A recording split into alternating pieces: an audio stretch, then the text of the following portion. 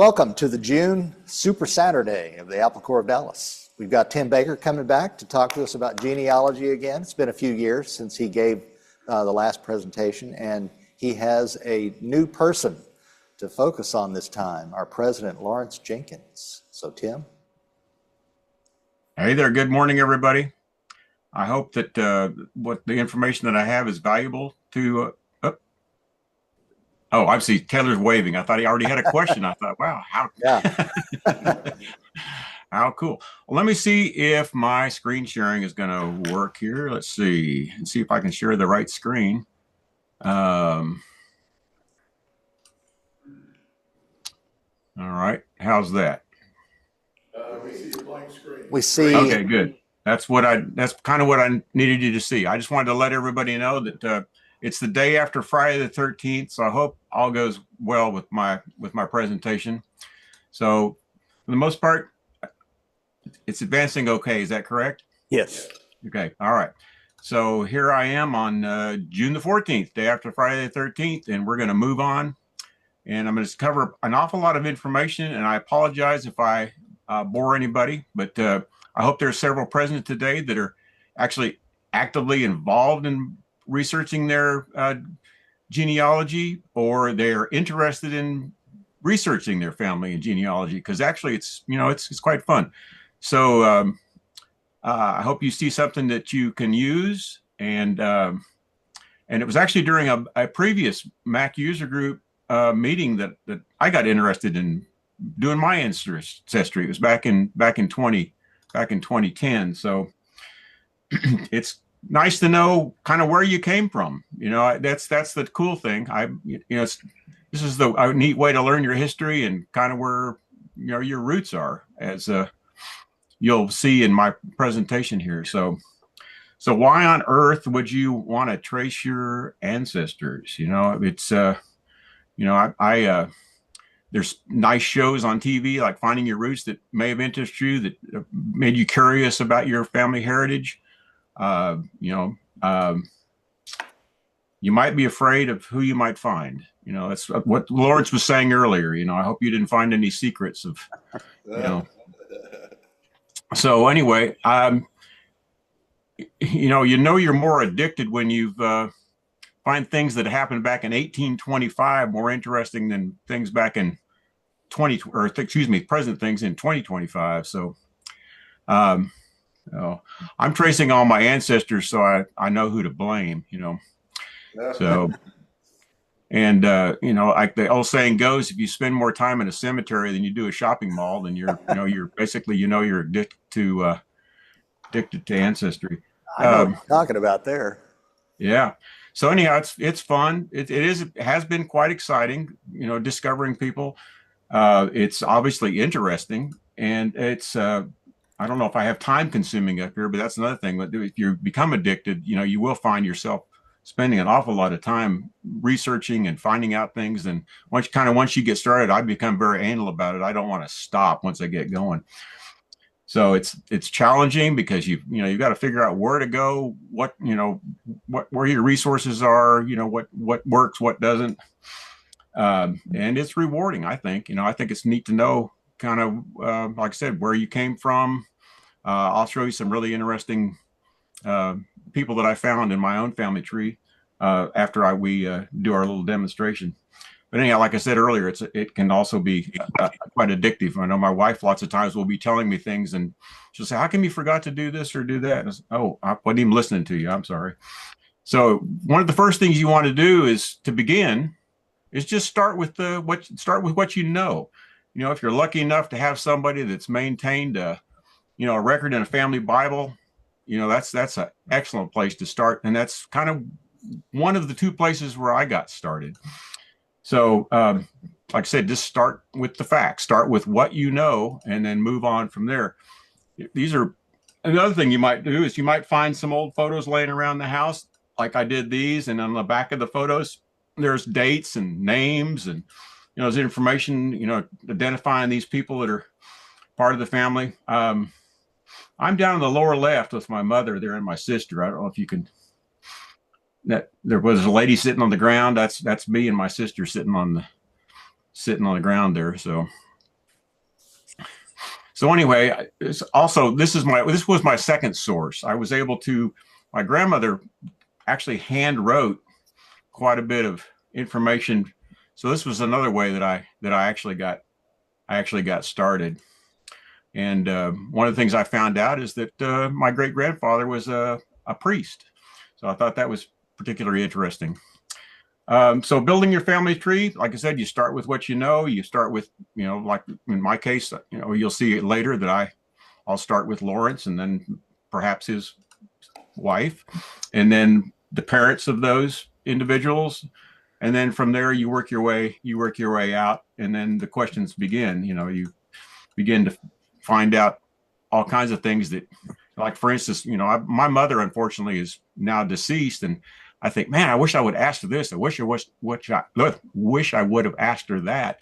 And, because it's, a lot of times you want to make sure that you're dealing with the correct information with somebody that knows. And unfortunately, so how do you research your family? It'll be easier actually than you think. So fortunately, this is the Family History Library in Salt Lake City, which is the home of the Latter-day Saints, the largest genealogy. Can't say it, but I can read it. Genealogical, anyway, library in the world, and it's open to the general public at no charge. I've never been there, but I would certainly like to visit. They actually started tracing. Somebody talking to me? No, I think just okay. Noise.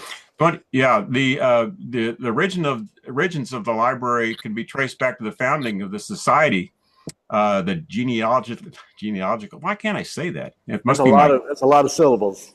Anyway, it started in 1894, so it's and then from there they've relocated and built a very nice library located in Salt Lake City. I would love to visit. I'd love to go there. It's free. It's open to the public.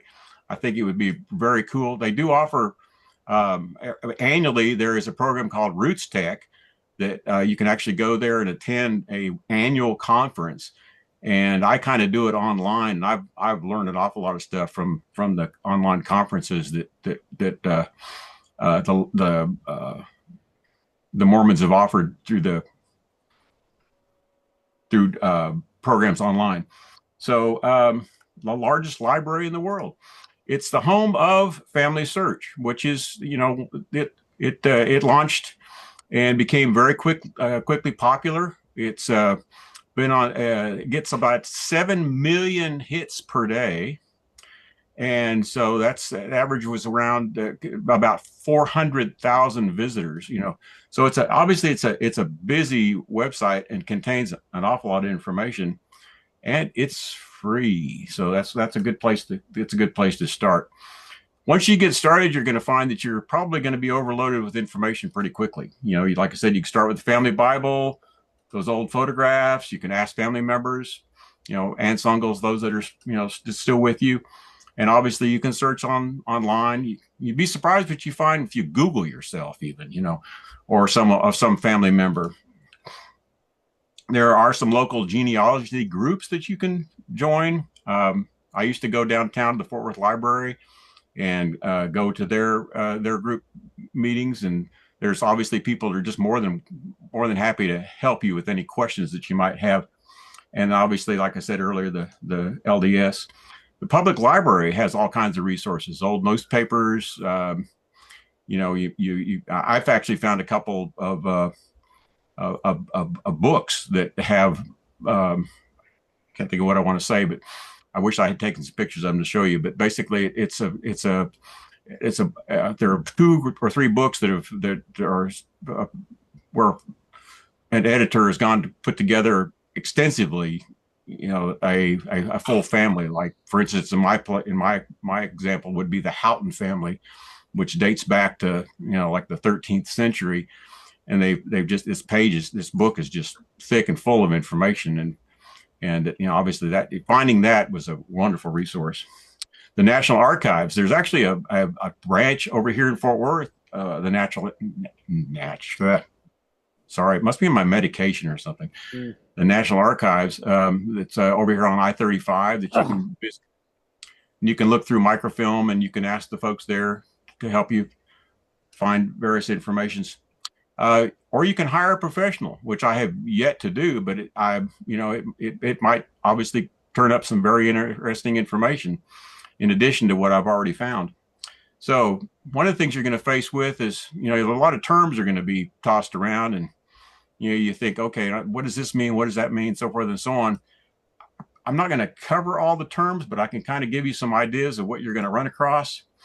Obviously, the word genealogy, it means your line of descendancy, traced continuously from the ancestor to descendant, the study of your ancestral lines, and then your actual and what is an ancestor?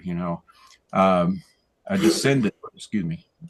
There we go. A descendant, your direct lineage or collateral relatives. We can come back to this if anybody's interested in learning the details about these terms. The one that I do want to cover, though, is the one that confuses most people. A pedigree chart, first cousins once removed. This is the one that everybody goes, what does removed mean? And it's like, okay, did they somehow get removed? Anyway, cousin relationships can be extremely confusing. The remove part of the equation refers to the number of generations that separate you from this cousin. So, for example, if your father's brother's child is a first cousin, but your father's first cousin is, I was trying to read this here. So, for example, your father's brother's child is your first cousin, but your father's first cousin is your first cousin once removed. It's because he becomes from the same generation as your father. The first, second, and third generation refers to the distance between you and the closest ancestor you share with this cousin. So I know that my explanation probably confused you even more, but that's probably the most the question that I get more frequently is like, what does removed mean? How does that, if it's removed, does that mean I'm still related to them, or they've been removed? It just means that you're kind of your horizontal separation between your cousins there. So Tim, just real quick, are you going to go into Family Search website? Yes. Are you going to show the button that says that lets you see the relationship of a given person? Oh yeah. Yourself? Oh yeah. Oh yeah. I have lots of very distant relatives that will have removed in their description of how I'm related to them. So yes, I will show many of those examples. The most important thing that you're really going to have to watch for is a citation. You want to make sure that what you're looking at is real. And that's like, say you want to make sure you use the facts, and you want your tree to be accurate. And this is kind of the things that I ran into when I was working on the tree for Lawrence here, is that finding the information and finding citations, finding that information and proving it to be true is different than just coming across a newspaper article or a census or something and just assuming that his name is there, but is that indeed his family? So you obviously want to make sure that what you're looking at is indeed the. So DNA. So the cool thing that you can do, obviously, is submit a sample. You can really, that's when you really begin to know who your relatives are. Ancestry has a thing they call through the lines, which actually shows your relationship to all these informations individuals, and I can show you that. One of the interesting things that I found through submitting a DNA sample, and it's just been wonderful. They found me, I'll put it that way, twin brothers, and also located an unknown cousin. And it's a surprise, obviously, to you when you find out that, that's real. And you compare it with the stories that maybe you heard when you were younger about things that took place. Like, I'm going to admit to you how this happened. My father actually had an affair, which all those individuals are gone now. But, it was like when I was like 10 years old, my stepmother took off and I thought she was just taking the kids for a vacation. Well, it turns out that, I didn't know all the story, and then my stepmother passes away. She has photographs of these two boys, and it's like, who are these kids? And now we found out, Wow. why my dad is with these two children. That it's like, whose kids are these? So yeah, it can be rather shocking. So this is an interesting fact about DNA. Most of our DNA determines that we are human, rather than determining how we're different from one another. It's hard to believe that that any two humans share the same 99% DNA. I mean, it's that small tenth of or 100% that actually makes us unique. That gives us that, whether or not we're actually related or not. This was something I ran across really recently that really just kind of made me laugh. So that you were supposedly closely related to chimpanzees or other primates, but did you know that humans also share more than half of their genetic material with chickens, fruit flies, and bananas? There I can click on the image and take you to a web link. I don't know if anybody's actually interested in seeing the article by Pfizer showing how we're actually related to bananas. And I thought, are you kidding me? Bananas? But the article, we can, like I said, once again, we can come back to that if somebody's really interested in seeing that, or you can Google it yourself. Are we how are related to bananas? And I think you'll. And there's a particularly interesting article on the Pfizer website that goes into that. So back to DNA. You can purchase a kit. The most popular ones, obviously, are with Ancestry DNA. That's what I did. $99 there. But you always want to be aware. You always want to keep your eye open because there's always sales. You can get them, especially right now around Father's Day. There's sales where you can get them as low as $39, $49 on sale. If you just keep your eyes open. I don't know that I didn't pay $100 for my DNA, but it's been really cool. There's MyHeritage, which is another DNA kit that's available for basically the same price through a different company. Living DNA. It says for getting meal and exercise plans as well. I'm not sure what that exactly means, but Living DNA, $99 for that one. Family Tree DNA. I actually took my DNA sample from Ancestry and downloaded it, the sample, and actually submitted it to Family Tree DNA because they actually have a couple of Baker websites that are dedicated to Baker genealogy and Baker ancestry. Probably, I'm not familiar with this one at all for the most part, but it's quite expensive. It says it's the most in-depth genome, $249. So if you're really serious about it, you can certainly go with that. I know that in the article that advertised me as being the presenter, one of the things that was mentioned was 23andMe. Unfortunately, 23andMe has recently filed for Chapter 11 bankruptcy, and they are seeking to sell their assets. And right now, they've been making the news left or right about what they're going to do with everybody's DNA, and folks are really kind of getting worried about where that stuff's going to go.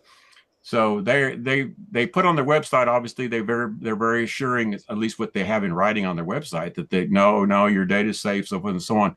And they're actually still offering kits for sale, but I don't know that I would be so trustworthy as to do that. So they had a data breach back in 2023, as you can see here, exposing 7 million users. And then the course, obviously after that, they had a declining revenue. So they filed for bankruptcy since then, and they're going to see if they can relocate their samples to another organization.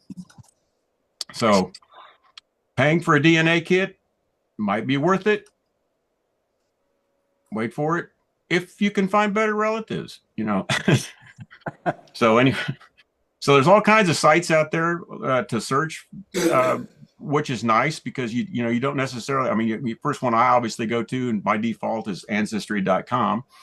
But there's MyHeritage, which is another site that I use. There's, like I said, there's tons of resources out there. You just kind of have to find what's best for you, which you seem to find that contains the most information about the tree that you're researching. Archives.gov is a government website. Family Search is one that Richard just mentioned that we'll visit also. That's a very popular one. It's one that I visit frequently. Genealogy Bank is primarily newspapers, but it's another site that you can visit. So some of you might be surprised about how many places you can actually go to learn about yourself or your family. Find My Past. The last few here, I'm not. Roots Web is actually kind of a subsidiary of Ancestry, and that's another site that I will infrequently visit. But Tim, anyhow, pardon me. 1 point. My wife is from France. Her lineage is French, and so it's really hard to find anything on any of those websites about her family. But there's one called GeniaNet. If you go to GeniaNet, there's a huge database of French ancestry. So if you have European ancestors and whatnot, you can try other things than just the U.S. based. Yeah, and obviously I don't want to single Lawrence out, but the African American folks have a difficult time finding information about their relatives on these sites, and there's places that I actually have located in my research that I haven't even visited, but I've managed to get emails from these sites, and I'm tickled to say that there's a lot of places that, Lawrence, if you maintain this tree and you decide to research it, I've got a lot of resources for you that will help you find your roots. Beyond what I've found on Ancestry or Family Search. So what do you use on your computer to put all this together? I actually use the web-based ancestry.com. That's where I house my tree and maintain it. But there are some Mac applications out there that you can download your tree and run it locally on your Mac for safekeeping, for one thing, and to do your research that way. So you've got Mac Family Tree, which is a long-time favorite. Obviously, they're on their 11th iteration, and it's a very reliable piece of software. Family Tree Maker is recently updated to 2024. They were a little slower in their releasing their actual updates, but they all manage the trees in a little bit different way and provide you with different information and different way to manage your trees, which is, so it's you just kind of find the one that's tailored to what the layout that you like and what you're comfortable with and what provides you with the type of information that you're looking for. Roots Magic. I'm not familiar with that one. I'm not familiar with that one. I'm not familiar with iFamily for Mac. I'm not familiar with Gramps, but I am I do use Reunion. So that's one of the other pieces of software that I do use that a lot of folks use is I was going to say probably either first or second to Family Tree Maker would be Reunion for Mac. A lot of my clients that I've serviced, that I've helped with their genealogy, this is the software of their choice, is the Reunion software. So Ancestry.com. Why would you use Ancestry.com? They probably have the most records. They have 65 million online records. They have 140 million family trees, that are up there. Some obviously, like mine is private. You can actually, when you put your tree up, you can make it private or make it public. Mine is private, but there are a lot of public trees out there where you can, gather even more information. And the other thing is you can. I made mine public. No, yours is not public, Lawrence. I did make it public. Do what? I did make mine public. Oh, you did make it public. Oh, Taylor's. Okay. Taylor's is public. Okay. I couldn't understand who was talking there. Sorry. Yeah. I probably would prune my tree before I made it public, I guess. But yeah, I guess you could First have of maybe a, all, it depends on what all you've done, and what are your purposes of making the family tree. My father was very interested in legalistic reasons so that he could then, tie to things like these genealogical organizations like the Mayflower Club and things like that. But myself. if you're going down the legal route, you have to be very careful. Well, for example, you can't use the LDS library stuff because that doesn't meet the legal standards. That's just general kind of information, get you a direction to go, but it won't get you there legally for proving things. So there's, if you're trying to just get some general direction versus trying to prove something that you could go to a court of law are very different things. But everything. Yeah, and Now, if you do make it public, Ancestry.com will only publish on their public things of deceased. people that are deceased. Right. Anybody's alive, they will not. You can make it public, but they won't make it public until you Right. get a death date. Yeah, any living individuals. Yeah, you're right. That is a true point for sure. But yeah, and obviously, if there's somebody that I know that I'm working with that's a relative, I make my tree available to them. I share my tree with them so they can continue to put their tree together off of mine. So anyhow, there's 27 plus million people in the DNA network, and there's a really nice feature called Through the Lines that's available on Ancestry DNA. That it's amazing the people that you'll find using once you present a DNA sample and the Ancestry is incorporated into the Through the Lines program. Every time I go back, it seems like I find relatives that obviously they're very distant, but I mean, it's amazing, like I said, how we're related, So what does Ancestry offer as far as that's one of the reasons why I use their site. They have birth, marriage, baptism, death records, U.S. federal census, voters list, military records. You do have to add to your subscription if you plan to use their Fold 3 site, which adds to your ability to search for military records. Newspapers, once again, there's some sites like Genealogy Bank. Well, Genealogy Bank is fee, but it's not a whole lot of money.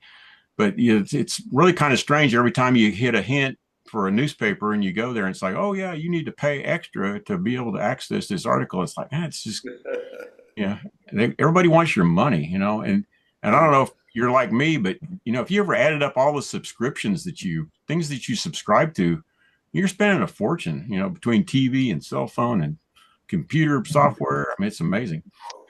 School yearbooks, city telephone directories, immigration and travel, wills, probates, land, tax records, court, government, criminal records, all this kind of stuff is available. And I know that Taylor made me aware of something the last time I did this presentation, is that I always thought you had to have a paid membership to access this information. Well, you're limited in what you can access with a free membership, but I didn't think you could access anything. And I was amazed as to what you can actually access if, once your membership is expired, or all you're interested in doing is creating, a free membership. There's still also, Tim, some libraries give free access to the full Ancestry.com website. Plano, my library, I just go down the street and I don't have to pay a subscription, but I can get on, get all the stuff as if I paid. Yeah. It's once you start doing this, then you begin to find all the resources you have. You become, like I said, either addicted or overwhelmed, or I mean, it becomes not just it becomes more full time than you can imagine. So, and like I said just a second ago, Ancestry comes with a cost. So you can buy the 19. It's actually they've got a promotional thing going on right now. A special introductory offer. You can save up to $60 on your first 6 months. There's 3 different levels for the most part: U.S. Discovery, World Explorer, and then All Access. And obviously, it can get very expensive. I mean, you're talking about $40 a month. Yeah. And I don't know which one of those the Plano Library offers. It might only be the U.S. Discovery one, but I'm not sure. Yeah, yeah. I actually have the World Explorer, which because I, like you said, you have some relatives that are say from France or England or some countries overseas that, you know, if unless you have World Explorer, you're limited, not restricted necessarily, but you're limited on what you can find with the information overseas or in European countries. So. You can, like I said a second ago, you can create a free ancestry.com account, which I actually have my wife's uncle. I talked him into, we gave him a DNA kit, which he submitted, and I convinced him, coerced him, whatever, to create a tree, and told him I'd help him, and so yeah, with a free account. So we'll see what he can find using the free account. So here we go, folks. Hey. The ancestry of President Lawrence Jenkins. So, and once again, I began with the facts, and I'll show you. This is what I'm working with. This is what Lawrence texted me. So this is kind of where my beginning place. I had some information on Lawrence himself, his father, his mother, and a couple of individuals related to his father, and a couple names for the most part, with no date of birth, cities, any other information. And so with that, I was able to actually turn up what I think was a pretty fair amount of information. So let me see if I can share the correct screen here. Have you seen all this yet? No. This is all new to you. All new to me. Okay. Let me see if I can do this. Can I just click on it? No, I'm gonna have to actually change my shared screen. So I'm gonna stop sharing and go back, I'm guessing, to share the correct screen here.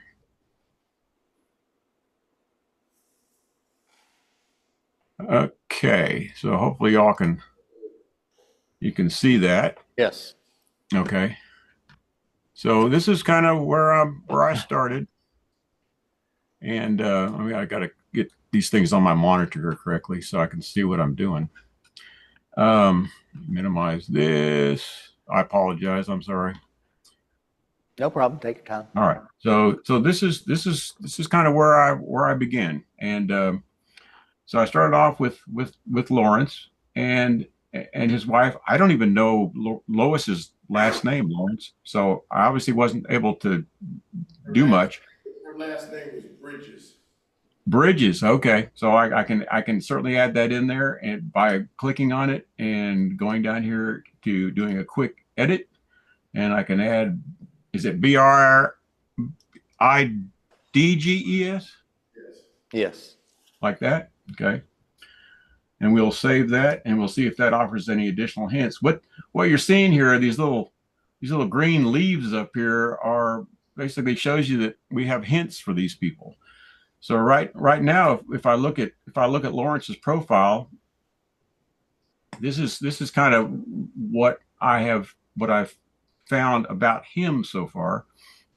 He did give me his date of birth.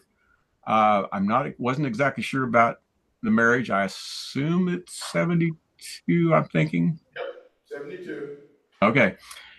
He did live in Chicago, which I'm assuming is correct. That's what I've been finding. And you did give me information about your father, so obviously I have your father and your mother in the tree here. So that was kind of where we started. And I'm going to go over here and click on Lois, and I'm going to click on her green and see what hints are available.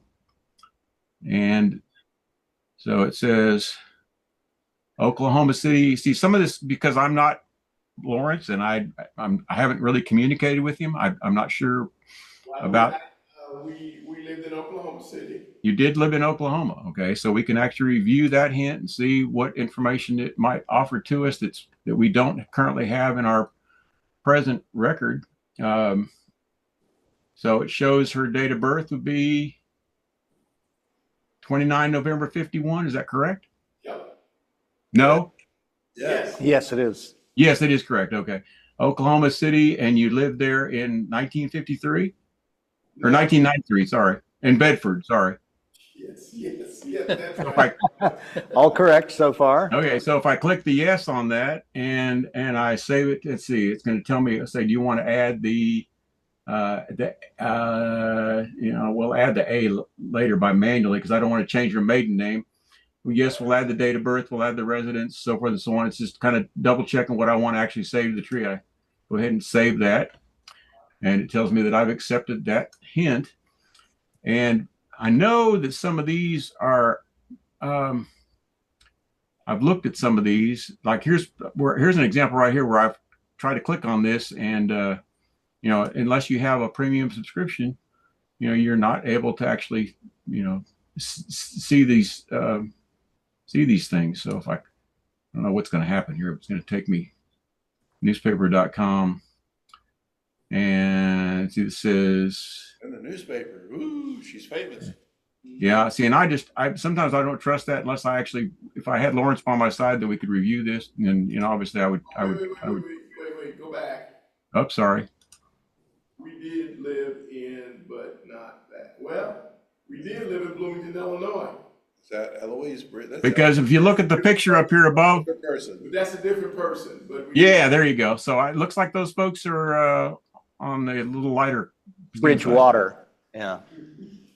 So we're gonna leave her alone just for the time being here, and we'll come back into her and see if we've added any hints. Lawrence has a couple here that I could click on. Give And this maybe back to you gather. in case you want to make other comments. Okay. There he is. Yep. Okay, sorry. I thought somebody had a question. I apologize. No, go ahead. So anyhow, so I'm just gonna kind of scroll up and kind of show you what I've found now. And I haven't reviewed this with Lawrence, so I'm not 100% sure that this information that I have here is true. So I have his parents here, Lawrence R. Jenkins and Dorothea. Is that how you say it? Yep. Parks. Yep. As his mother, and then show that obviously Lawrence's father has a brother, John Earl Jenkins. Lawrence's dad has a bunch of brothers because there was 8 of them in the family. And I want to ask you about that because when I go to the census, it shows like 7 nephews, but and that's what kind of confused me. So I obviously didn't add those individuals. You said that he had 7 brothers, but He had 7. He had 6 brothers, and well, it was, let's see, he had 5 brothers, a sister, and him, I think, or that. But I don't know their names or anything because they were all deceased. Except so that's one of the things that you want to do is, like I was saying, you only want to deal with the facts. I mean, I could have easily added those folks to the tree and been incorrect and moved on, but obviously you want to make sure you're dealing with correct information. But if I click on Lawrence's father, I have nine hints here, and I can click on any one of those hints, and we can go back and try to see if we can review some of that information to see what might be true. Okay, here's a census from 1930. So we'll look at that real quick if we can. And this is let's see if I can zoom in on this so you can see this. See, it says, okay, so this says Nathan James and Valeria James, and all these individuals appear to be James up here. So even though they're green, I ignored these up here. So I go down here to John and Laura. Yep, that's and my I show that's my aunt. Yeah, and then I see brother. Yeah, Keep going John. down to the next one. I can't read them too well. Okay. Let me magnify it a little bit. If you can read them, that's fine. Yeah, there's Charles is one. Lewis. Lewis is one. Laura, all those are my aunts and uncles. That hit it. You hit it right on the head. So this is the John brother that I have listed. Right, and then there's Laura, which was the the sister. Charles and Louis were the brothers. Yeah. Okay, so the thing that confused me is that it looks like all of I apologize, all of these individuals live in the same residence, and the way they wrote the relationships I found to be confusing. So Yeah, because I don't know. I don't know who these other ones are. yeah, because it shows okay, and what I think So they're referring to is they show this person as the head. So this person, and eventually, according to what the description is these are nephews to this individual up here who I wasn't familiar with. So I guess that makes sense now that this would be. It shows brother. I guess I don't know if that means in law or I can't really read it. brother-in-law, Okay, it yes. is okay. It says it does actually say once I clicked on it, it does say brother-in-law, and then sister. That's the sister that you're speaking of, and then That's his these brother. that's his brother. So we need to add. We need to add. And also the next That one would be down is my these. So is we my need to add dad, these. is Lawrence, and then Charles, and Yeah. then Louis, and then is that Laura? It says LORA, right? Yeah. Larallo. And that might be, well, there's just, well, Laura is Low Ray, we call her Low Ray, but it seems like that's written twice. One's a sister and then one's a niece. Yeah, that's one of the things that I found confusing, and obviously take in mind that this is 1930. So these ages, I mean, I can't even read what some of these ages are. This one looks like almost a zero, age 0, age 4. They're guessing, age 6, Yep. age 10. Yeah, my dad was 10 then when that was done. Yeah, so we can between you and I we can get these. What part of Mississippi? It looks Yeah. like I Laura, have no idea. is Laura a daughter of I don't know if it was Tyler Nathan Brown or James? something. I don't know. I don't remember because they were in Chicago. Mine's from Knoxville. So. Interesting. Knoxville. So anyway, we work our way up the tree here, and these are obviously the individuals that are related to her mother on this side of her here, and then the folks that are related to Lawrence's father are over here, and we obviously need to add those additional Yeah, we need individuals. to add those because I don't know that there's going to be any older censuses that are available that may provide us with more information.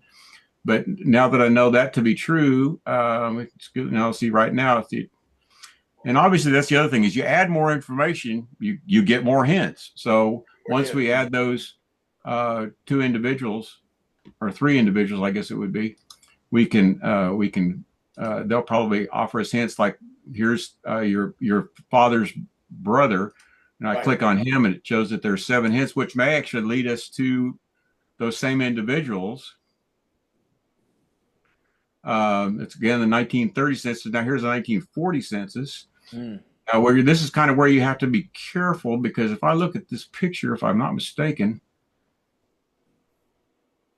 yeah, it shows. Yeah, I wasn't sure by looking at this.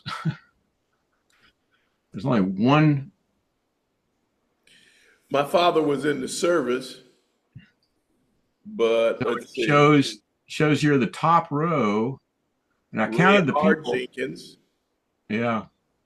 So I'm not sure if that is your father indeed.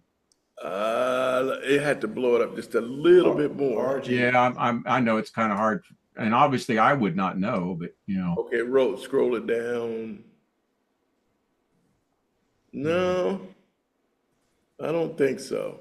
So this Nope. this says his birth year was 17, and the yearbook was in 1933, and it was Hyde Park School in Chicago, Illinois. I mean, this is where I would have to work with you before I would want to. Yeah, because that's not him, but he was in the service. Yeah, so I'm not so Was in sure the that Army. that's Yeah. not so sure that that's. So we can go back over here and see what else was available. I think that's pretty much. There's a 1950 census. But we're looking for something actually earlier because we saw the 30. It's out of curiosity. Let's see what the 40 has to say.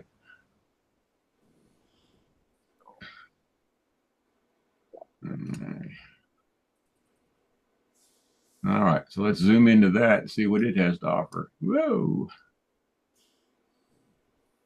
Oh, once again, the Jenkins only shows to be one Jenkins on here, and it shows that he's a lodger.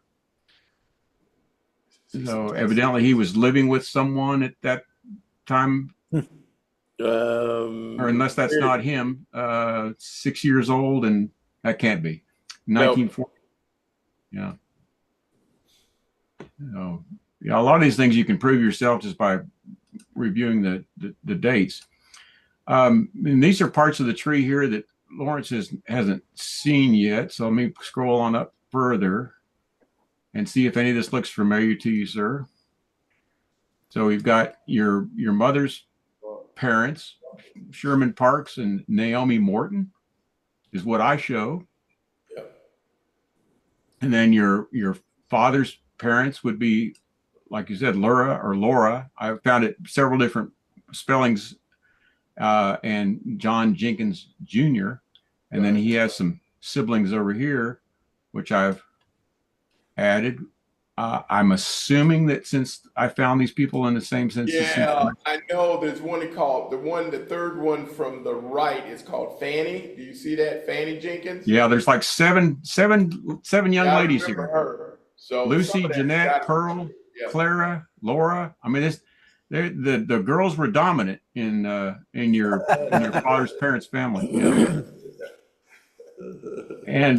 And this is where you could just spend all day long. I mean, you could go through each one of these individuals, clicking on the little hint here, and just no telling what kind of exciting information you'd find. I would love to sit down with you, Lawrence, and play with this and expand upon it. And then you come over to your folks. We can do this through Zoom, so I'd be glad to do this. Yeah, I don't have a job anymore. I got time. We can go through this. Yeah, we're coming up on noon, and I still have some information here that I wanted to reveal. But so anyhow, so I show that then you've got, like I said, your father's parents, and then your great grandfather would be John Jenkins also, and Sarah Reed. 71. And then Sarah has some siblings out here. 1871. And then I found Sarah's parents. And I'm able to chase, and let's see what I found here. See, right now, that's as far as I go. So and I have no hints for this individual, so I really wasn't able to go any further than that. But I'm sure that once we start clicking on some of these other hints and we start seeing maybe additional census information or residential information or newspaper articles or whatever might be available on Ancestry, that it will begin to piece some things together and add more information to great-grandfather John here, and maybe populate some of these up here. And also, this is, like I said, if Lawrence was interested in and did a DNA sample. I did. Okay. So if I give you this tree and you put it up on your Ancestry account, you will probably see these people will be hinted in or available to you in the like I was talking about, since it's DNA, it would be what they call through the lines, and you would be able to populate these people through the lines. And it's amazing how many individuals you would be able to add. Yeah, I only have one hint for the on the mother's side of your grandmother's parents, for the most part, and it says potential. So I click on it, and this is it's sad to read things like this. So this is kind of what making and searching this tree may hit some dead ends, and right. So what about on my mother's side? Okay, you're talking about your mother's side down here would be Laura, and then I do not have her parents. No, the Dorothea side. Oh, okay, so that's down here. Okay, so we're looking at Sherman Parks and Naomi, and that's as far as I go right there. I don't have Sherman's parents or Naomi's parents. That might be revealed if I click and look at some hints, because there is 11 hints there. Okay. And like I said, since it's almost, well, it's noon, I have more information. I don't know if Jonesy's arrived and, He has No, not. but what I okay. want to do with you, because I'm going to be leaving a little early because my cousin's here. We got people coming over to the house. But what I want to do is I want to get with you because I appreciate, because be honest with you, you've discovered the names of my father's brothers that I had forgot about because it's, number one, because I'm old. So It's this been a might very long, well, long no, time since I've actually went through this. So yeah, see, once again, this is where it shows Sherman Parks as a border, uh, and looks like Madisonville? Tennessee. Tennessee, yep, he's from Yes, he's Tennessee. from Tennessee. Yep. But it doesn't reflect obviously his family. And then I come back to, I saw an 1880 census, I think, under that, okay, let me see. down near the bottom.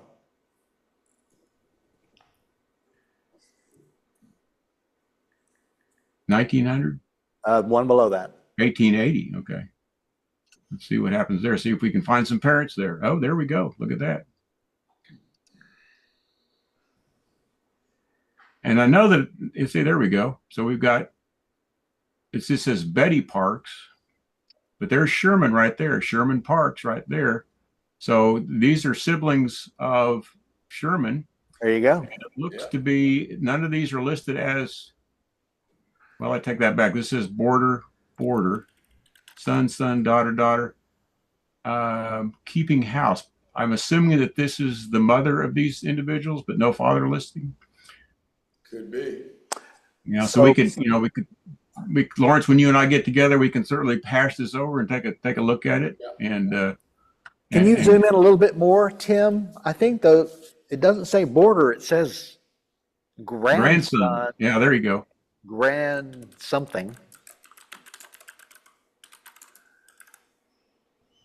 Granddaughter. Okay. Granddaughter. Granddaughter and grandson. Okay.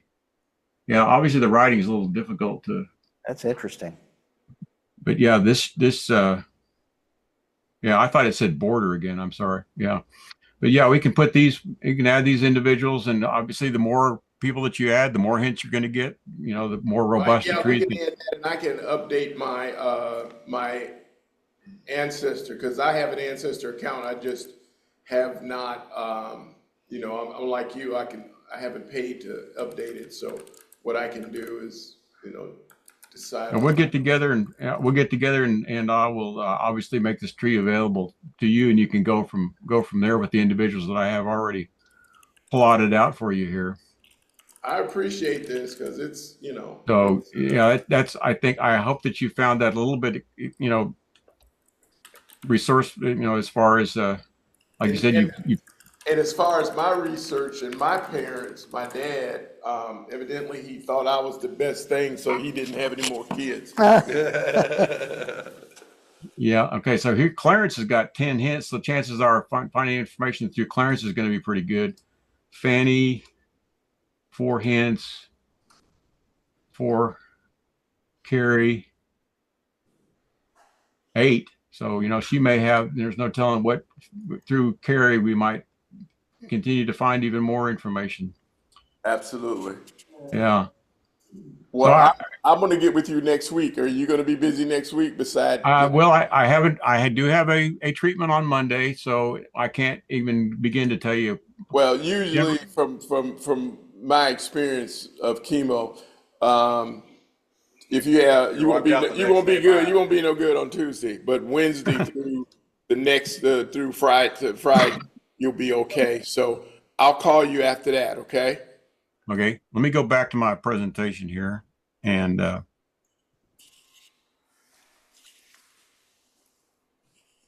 I'm curious about James Earl Jenkins. He was born in 1917 and he's not dead yet. That'd make him 180. Well, yeah. And that's what you find out. I mean, it's like you can estimate, unless you can estimate until you actually find, either a certificate or in my case, a lot of times I find a grave site that has information on the headstone that, that you can't find anyplace else. But in the picture on the headstone, it reveals, information. So these were some of the things, Lawrence, that we can even expound even further. These are additional websites and resources that I have found since, like, within the last few days, for the most part. And so these are some interesting places that we can visit.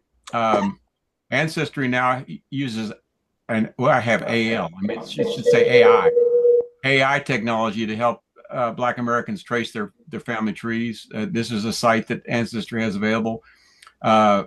Ancestry also has a site that has articles of enslavement.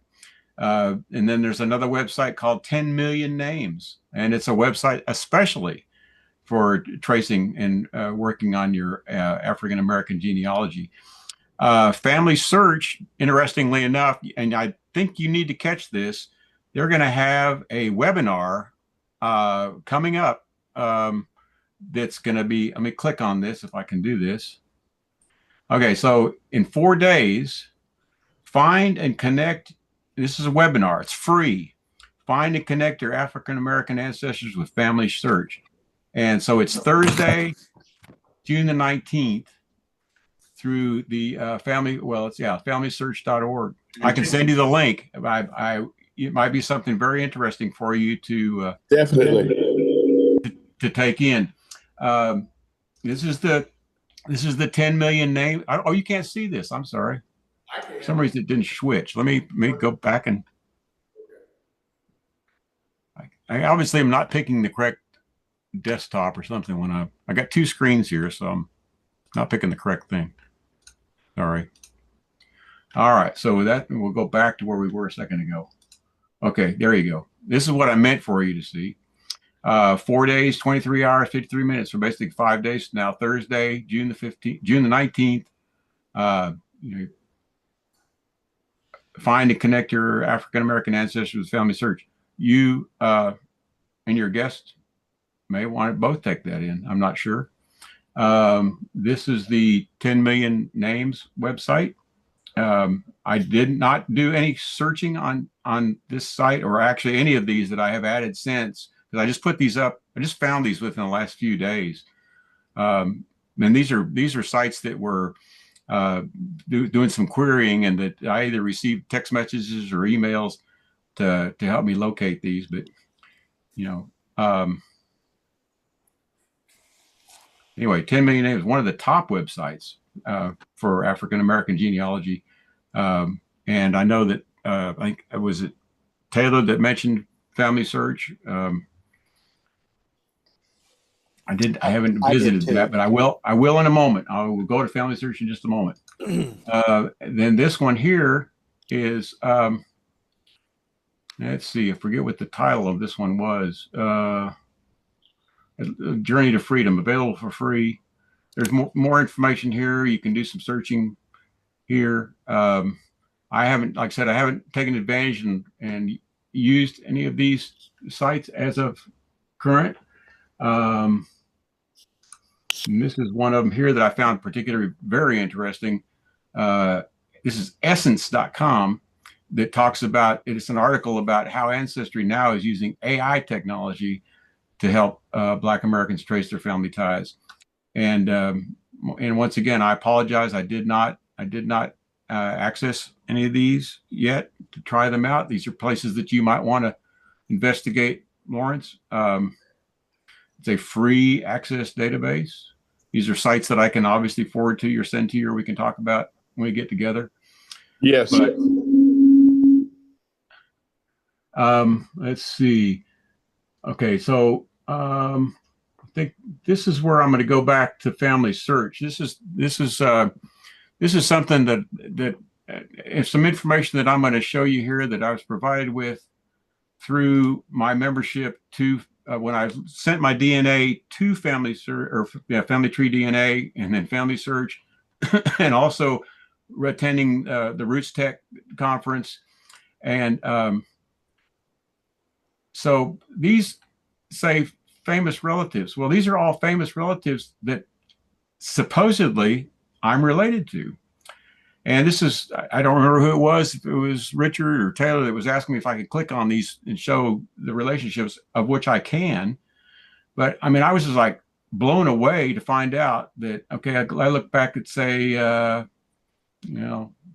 Winston Churchill. So I click on Winston Churchill. It shows my relation through my father for the most part. And then how it goes from to the right side over here, what my relationship is through the Beach and Staples family. And then that drops down and shows that my relationship with Winston Churchill, this is where the removed comes in. So it shows that Winston Churchill is my sixth cousin 4 times removed. Obviously, a very distant relationship, but still pretty amazing. If I come down to some of these others,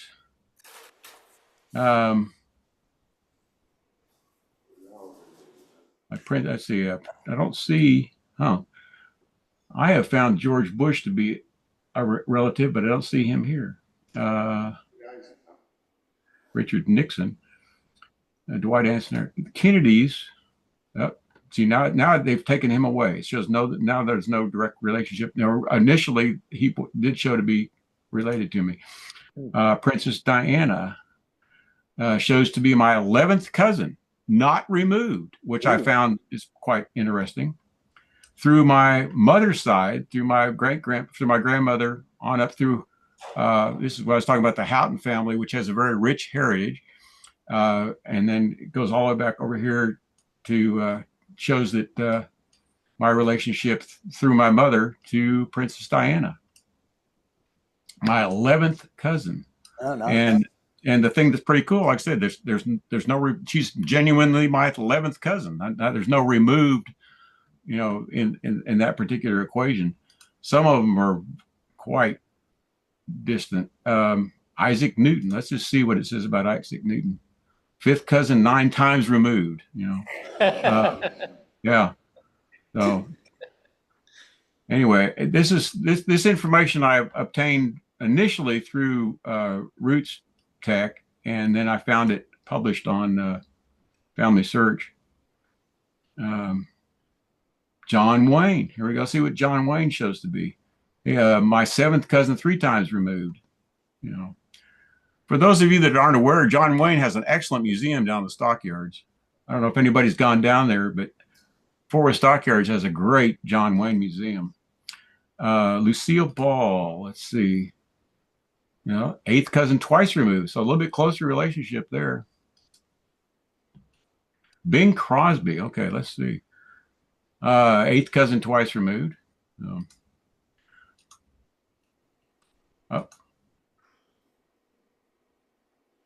I actually have some Hepburns in my family, so this one should be, once removed.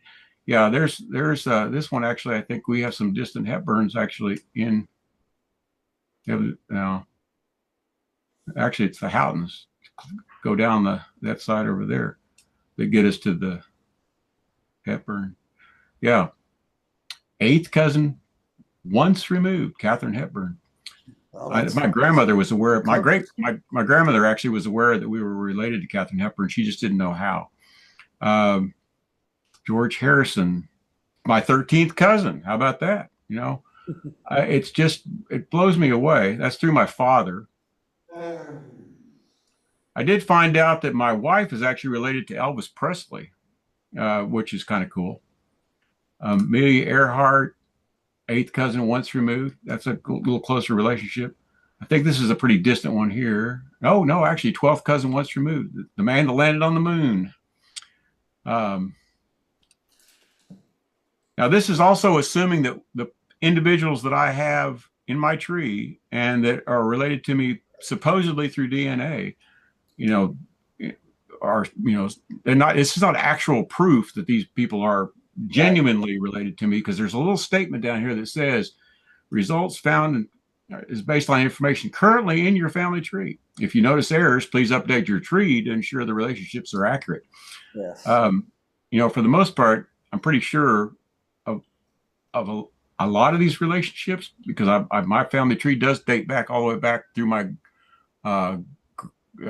grandmother back to 1395.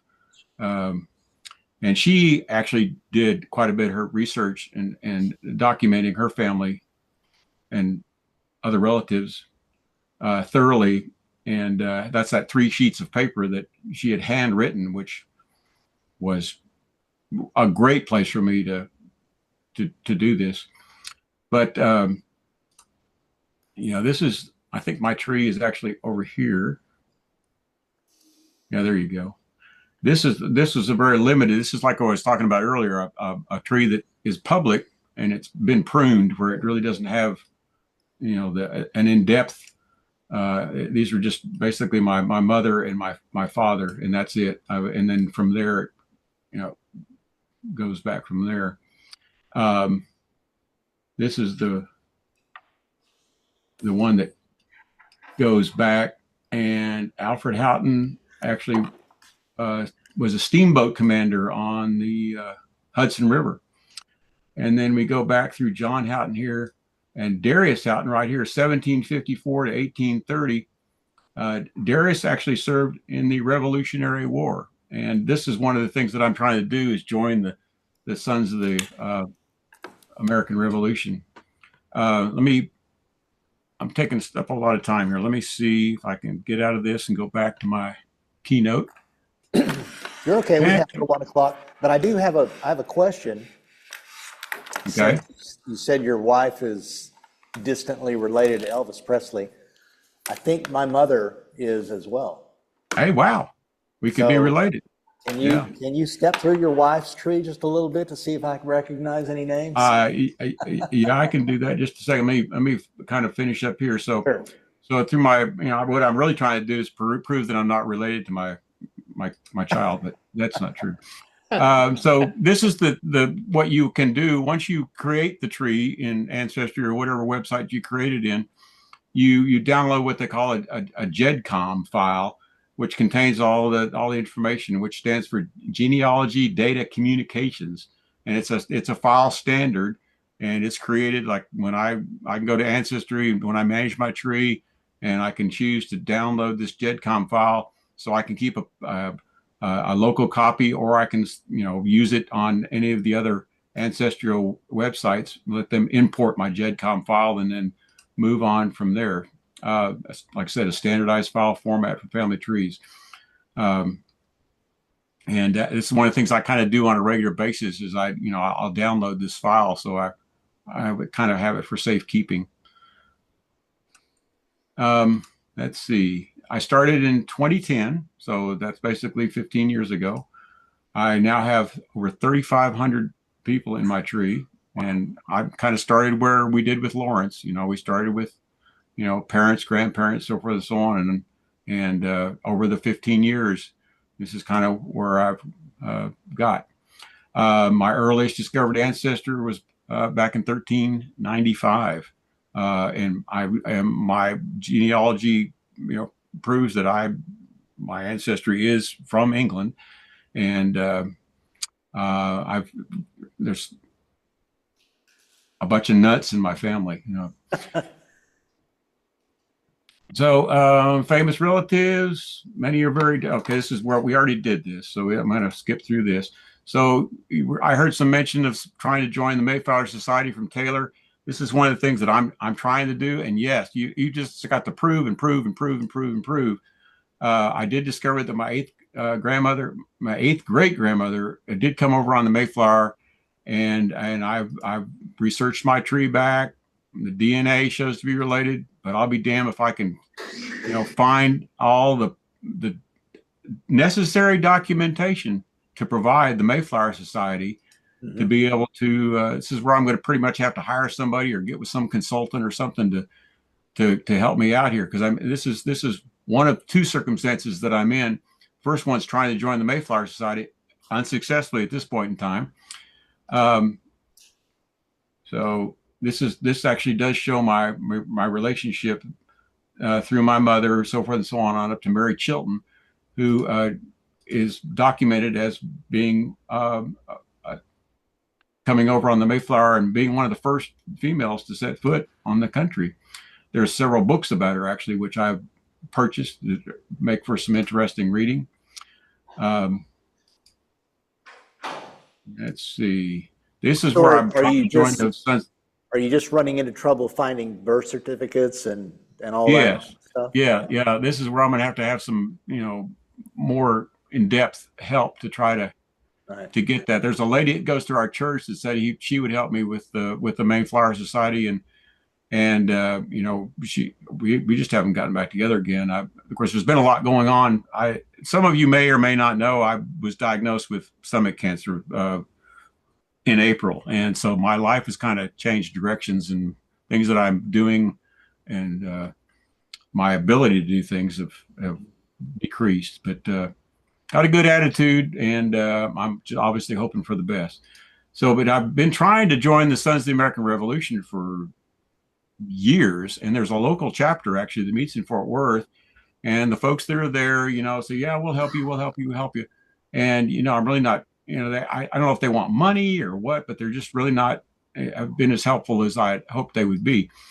So I started off, I found Darius Houghton, and then I found Jonathan Willis and Benjamin Fenton, Lou Hickok. So I found actually more individuals that have served that I'm related to.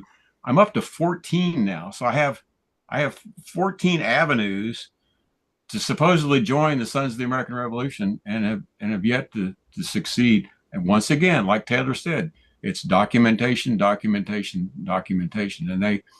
it used to be easy. My great grandfather, I have the certificate from him that shows that he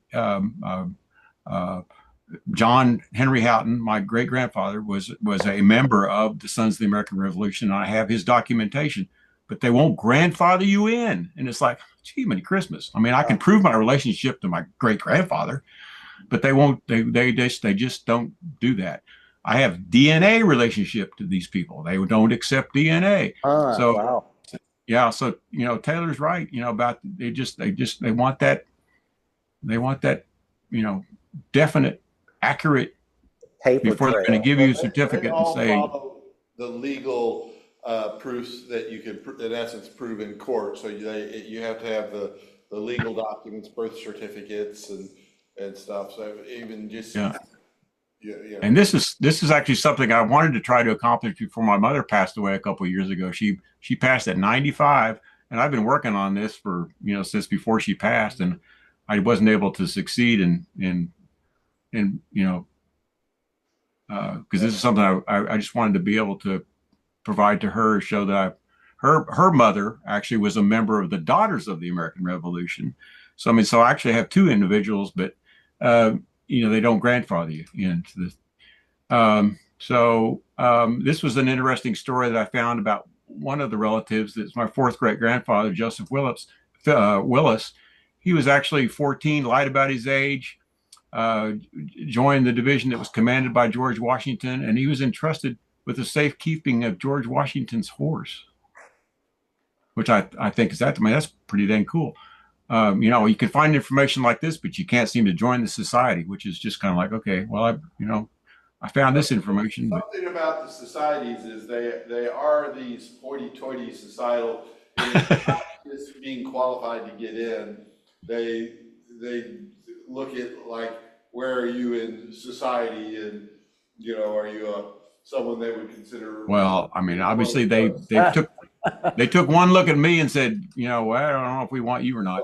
I'm just saying, my dad ran into that because he was trying to join them too, and they were like, well, they agreed that yes, you're related, but you have to really kind of have someone inside it that's going to sponsor you and say that you really are okay. It's kind of like joining a country club. Yeah. Wow. Yeah. And I see when I go to the American Revolution meetings and Sons of American Revolution meetings, and all these guys are getting their certificates and stuff. I'm thinking, man, when's it going to be me? When is it going to be me? This was interesting. My wife was born in Beaufort, South Carolina. I was born in Burlington, Vermont. So you can only guess that we're on opposing sides in the Civil War. So my relatives served in the Union, and my wife's relatives served in the Confederacy. So yeah, and I have several individuals that I have marked on my tree that that are indicated to be as soldiers in the Civil War. this is something interesting that I wanted to make sure you see. This is really kind of, and I know Lawrence will be interested in this because this utilizes artificial intelligence. This is a portion of a scanned photograph of my great grandfather, John Henry Houghton, and I submitted it to MyHeritage, and and I'm a member. I do pay for a membership to MyHeritage to be able to do this, and I've done several photographs since I did his. And they have an animation feature that they'll take a still photograph and animate it. Pretty cool, isn't it? Yeah. Yeah. Wow. I mean, isn't that extraordinary? Yeah. Yeah. Anyway, it's called Deep Nostalgia. And I've got, all kinds of those photographs that I showed you at the very beginning. I mean, it's amazing how AI can just, use its imagination and animate some of these pictures, So it's not too much of a stretch to think in the future you'll probably be able to have a conversation with that person. Well, there is another technology. I've got it in my notes somewhere. They now have where you can, dadgummit, I have to look. Yeah, MyHeritage offers on their website that very thing where you can actually have you can have an audio recording, say for instance, and they'll sync it to that individual, make it like, and that like they're talking to you. So our AI is just, it's amazing how far we've advanced in such a short period of time. Yeah. But yeah, that was to me when I did this was the very first photograph that I actually used, and I thought, my goodness, do you see any resemblance in my way I look? And Well, maybe some, yeah. yeah. Sure. Yeah, there's lots of books out there. Obviously, I probably invested in most of these that will certainly help and guide you along. There's tons of magazines out there that would love for you to subscribe to them. Family Tree, Internet Genealogy, Who Do You Think You Are? It's just, and there's podcasts. This is one of the things that I do a lot of now since I'm spending a lot of time at home on the couch. It's watching podcasts, and most of mine are tech related, but these are some that I also take part in.